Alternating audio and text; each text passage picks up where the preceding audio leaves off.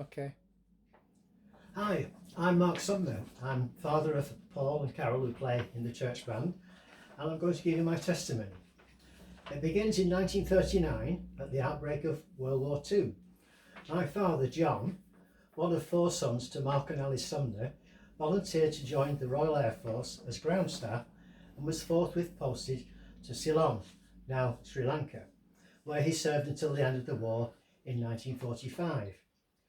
From time to time, John and his RAF buddies had to cross over to the Indian mainland and participate in duties at a camp in Madras, which is now Chennai.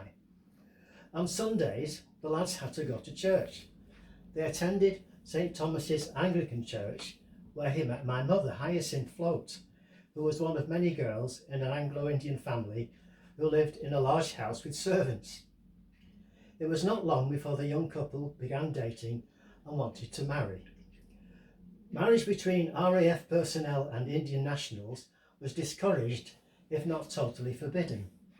However, this obstacle was soon to be overcome by an act of heroism by my father when a plane crash landed on the airstrip where John was on duty, guiding planes in whenever required. The plane caught fire and John and his mate courageously ran at the inferno and dragged the pilot and co-pilot to safety. This so impressed John's commanding officer that he offered to grant any request the young corporal might ask if it was in the officer's power to do so. John quickly made a decision and asked if he could marry Hyacinth. The request was granted and the happy couple married in St Thomas's Church soon after. This was in 1944, and the following year the war ended both in Europe and the Far East. John had to stay on in the subcontinent for a bit longer and was involved in manoeuvres on mainland India with his pregnant wife in tow. In August 1946 in Bombay, which is now Mumbai, my mother went into labour and I was born around 6 a.m. on the morning of the 21st in the military hospital. When I was christened in St Thomas's Church some time later, my parents named me John Mark Sumner, after my father and grandfather. They always called me Mark because Dad was John. In later years, my civil servant colleagues would call me John Mark because there were several other Johns and Marks in the same office. Then trouble began in India when the struggle for independence came to a head. Most of the military personnel were ordered to return to Britain to be demobilised, so Dad had to go home accompanied by his wife and baby boy. We arrived at Liverpool docks in the winter of 1947, which was the coldest winter on record and of course had a traumatic effect on my mother, who was accustomed to a warm climate. We settled in Dad's hometown, Fleetwood in Lancashire, and my early memories are of Mum telling me Bible stories with a particular emphasis on Jesus of Nazareth, who along with Samson were my first superheroes and inspired me to read the Bible for myself.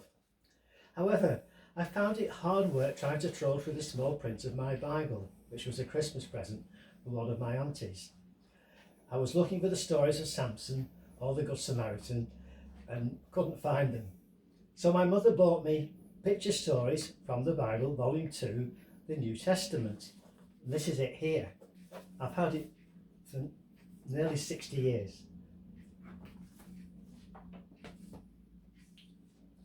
This made things a lot easier reading about Jesus and the apostles because it was in comic book form.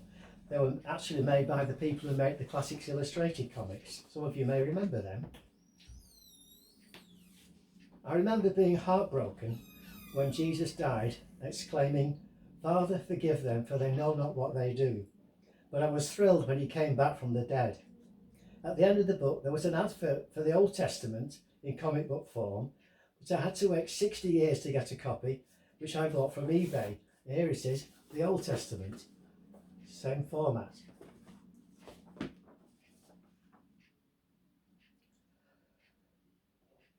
I suppose I became a Jesus follower from about age 6 or 7, but not fully committed until I was 19 and began to attend Bisping Parish Church, which is an evangelical Anglican church.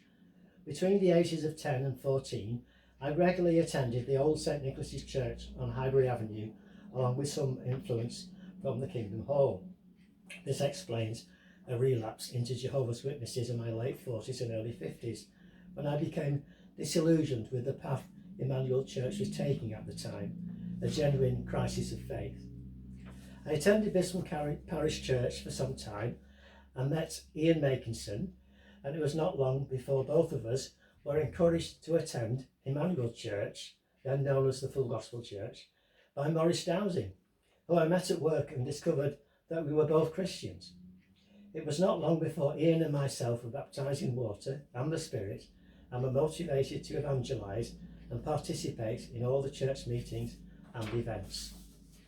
In 1969 I met my wife-to-be, Brenda Hollins, who had been a Christian for as long as me. We got married in March 1970 and both served in the Sunday school for many years. I was involved in the church music. I played in various bands, eventually passing the gauntlet to my children, Paul and Carol, who live with us, and with Carol's daughter Chloe, our beloved granddaughter. My eldest daughter Rachel lives in Lytham and we see her regularly. In March 1999, I suffered a major heart attack which required surgery, but I had to wait until November 2000 for my double coronary artery bypass graft. That and some medication has kept me reasonably well this last 20 years, but the experience gave me a new perspective on life. I came back to church after an absence of 2 or 3 years, but not as involved as I was before. This gave me time to reflect and study more. I returned to work in the civil service until my retirement in August 2013. I've been a member of the Full Gospel Emmanuel Church for 54 years now and have seen many changes, but not much growth in the size of the congregation. It has remained at the 150 to 200 or so level for all that time. I believe we are on the brink of a massive influx of people into the church in the coming years, but we must be prepared for radical change. A new reformation has begun, which has been delayed for far too long, and we do not want to be left behind. We need to be followers of Jesus and his teachings, not of Constantine and the church fathers. Like Jesus, we need to be all-inclusive. We have 2 large buildings and we could use these as community centres for our town of Fleetwood. We should invite people of faith and of no faith, of those who are just plain curious, and allow the interaction and dialogue of different ideas. We must abandon fundamentalism and promote love, life, and being the best that we can be, seeing the good in everyone.